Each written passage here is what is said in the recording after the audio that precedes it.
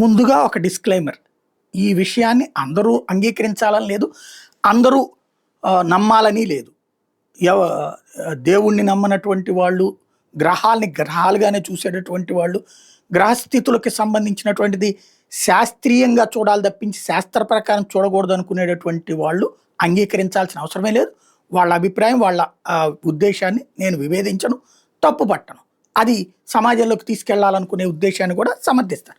At the same time నమ్మేటటువంటి వాళ్ళ కోసం ఏదైతే ఇప్పుడు గ్రహస్థితులకు సంబంధించిన తాజా పరిణామాలు, మొన్న అంతకుముందు వీళ్ళు అనుకున్నట్టుగానే గ్రహస్థితులకు సంబంధించి తుఫాన్లు, వరదలు ఇంపాక్ట్ చూసాం.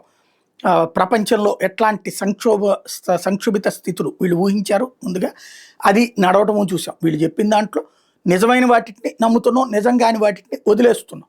అదే తేడా.